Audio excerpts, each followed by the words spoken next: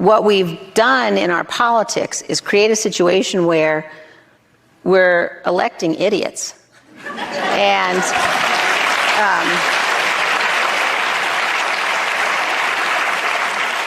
so I don't look at it through the lens of like, you know, is this what I should do or what I shouldn't do? I look at it through the lens of how do we elect serious people?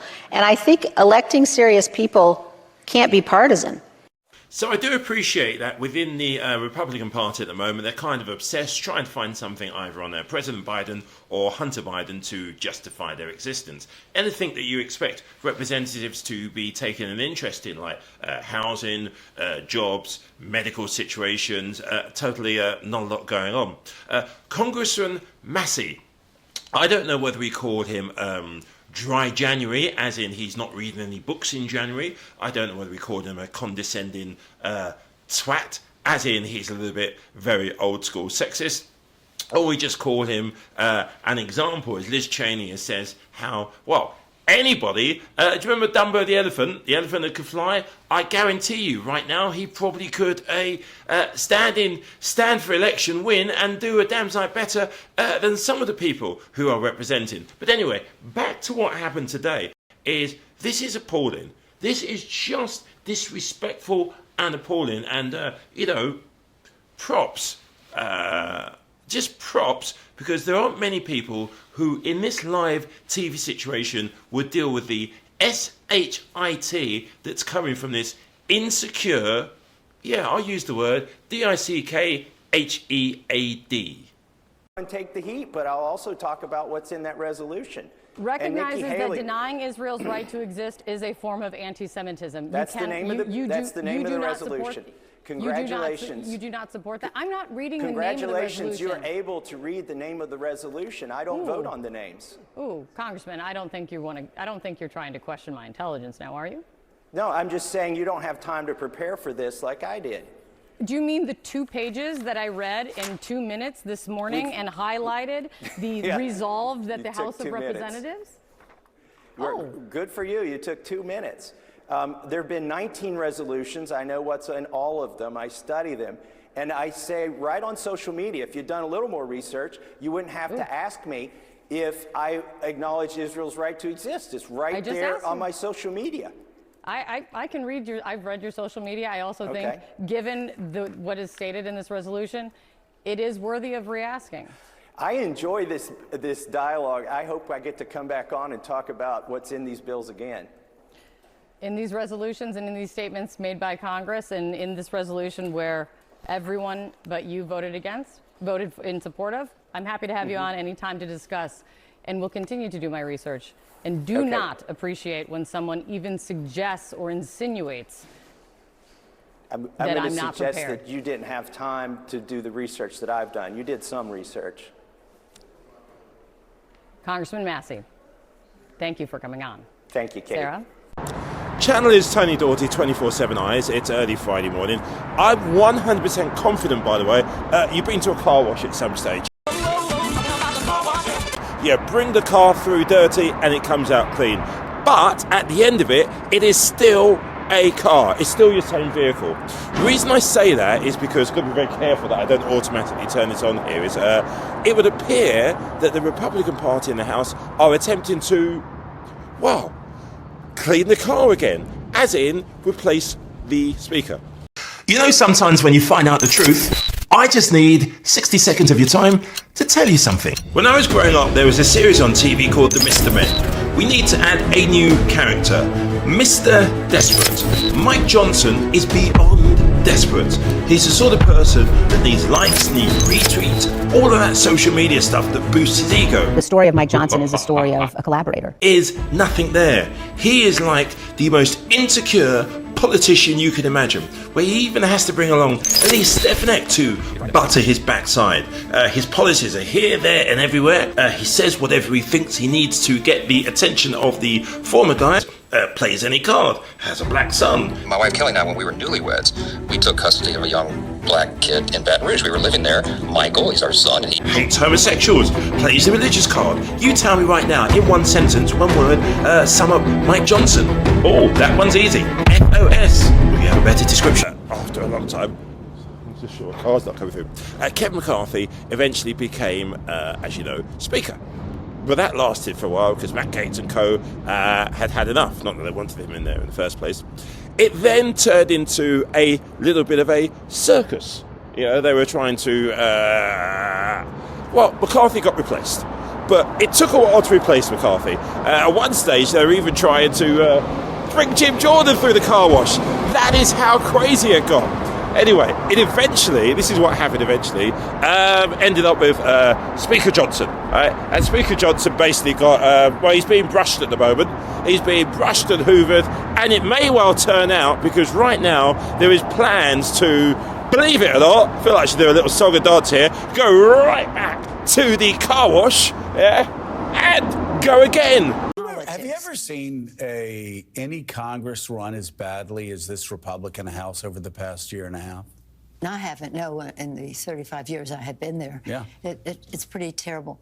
If Speaker Johnson doesn't deliver on the conservative credentials that he promised us, then I suspect we will be looking for a new speaker. That's always an option, but that was a rule that was put in place many years ago. It's been voted on and it's been approved by this Congress. So, yeah, that is an option. If we don't like our boss, or we don't like the person that's in charge, we have the ability to remove them. Texas Republican Chip Roy, who's even raised the possibility of a motion to vacate the House speakership. Yes, to unseat his own new Republican Speaker Mike Johnson, a guy who took over after far-right Republicans ousted his predecessor, Kevin McCarthy, for basically the exact same thing. That is crazy. They are seriously thinking of replacing the Speaker again. I'm not exactly sure why Johnson and Gaetz and co. are upset. Sounds a bit, I don't know, just internal stuff. But here is the serious situation. While that is, let's just place this down for a while. Okay, while that is all going on is, where is the... Jasmine Crockett summed it up so well, and Jamie Raskin. While all that nonsense is going on, where is the leadership? Speaker Johnson, a lot of conservatives Let me tell you what's going on. We're having thoughtful conversations about funding options and priorities. We had a cross-section of members in today. We'll continue having cross-sections of members in. And while those conversations are going on, I've made no commitments. So if you hear otherwise, it's just simply not true. We're looking forward to those conversations. Are you open to no more questions, guys?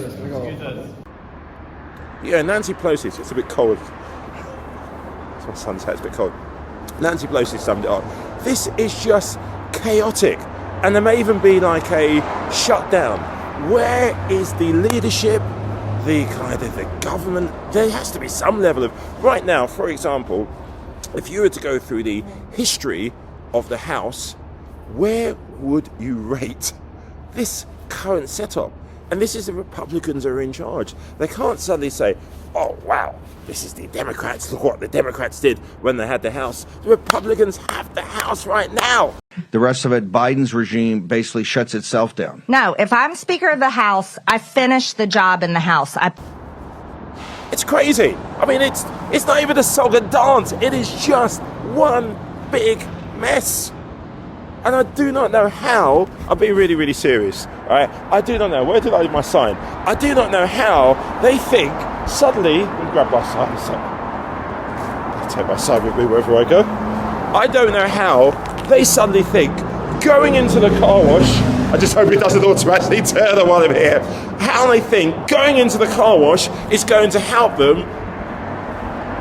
pull the wool over your eyes, maybe. You know, if they change the leadership, that will mean everything will change. No, car comes out, make it clean for a while, but it's still going to get muddy. It's still going to be exactly the same vehicle. Cobble together deal to keep the government lights on and avoid a shutdown later this month and, of course, into next month. Are we going through a Kevin McCarthy thing all over again here? We're not quite there yet. It was interesting that Chip Roy, the Republican from Texas, told my colleague Aisha Hasni yesterday. He said he wasn't sure what would trigger this. He wasn't willing to go there. I spoke earlier today with Warren Davidson, Republican from Ohio, who indicated that the vote for Johnson as Speaker was one of the worst votes he's ever taken in his 4 terms here in Congress. Now, they have to fund the government by the end of next week. He is getting an earful. Today, Republicans blocked the House from even considering unrelated bills. This was a protest by the Freedom Caucus over the deal that Mike Johnson cut with Democrats. Thank you, my friend, very much. Chet. So there will come a time, believe it or not, where the vehicle perhaps has to be changed. Because just look, for example, this week, Jim Jordan had one of his House hearings. What the heck was that all about? Nancy Mace screaming and shouting. Moments for Republicans, or my top 3. Nancy Mace, in general, just embarrassing, screaming about white privilege, saying he's afraid of me. He showed up, he's sitting there, swear him in, let him talk. Then people like Scott Perry, Jim Jordan, people who are in the midst of defying subpoenas themselves, just sitting there railing about how important it is.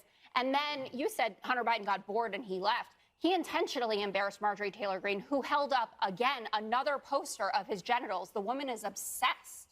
I want to say, number one, as the former ranking member of the Civil Rights Subcommittee under Chairman Raskin last session, I take great pride as a white female Republican to address the inadequacies in our country. I come from a district where rich and poor is literally black and white, black versus white on most days.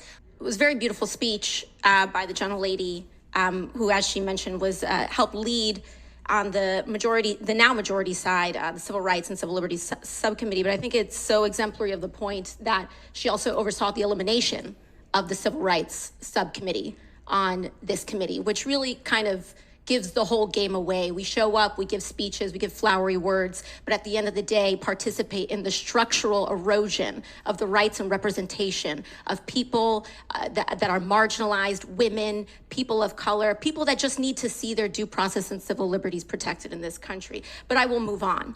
Marjorie Taylor Greene just gesticulated, and it's the same garbage they're trying to do, this Hunter Biden thing. Let's impeach. In fact, I have a better suggestion. This is probably the best suggestion for all of this, what can actually happen, okay? Forget the car wash, put it in, there we are, put it in the dumper truck, right now. There we go. That is the answer. That's where perhaps Jim Jordan and co. should end up. Anyway, I'd love to know your thoughts in terms of what is going on. How do you rate Jim Jordan, James Comer, and the rest of them? Because you would actually think that Hakeem Jeffries is the kind of, the speaker, because there you see maturity, there you see leadership, there you see calm, and there you see actual policies being discussed and looked at. Please leave a comment in the comment section below. Thank you.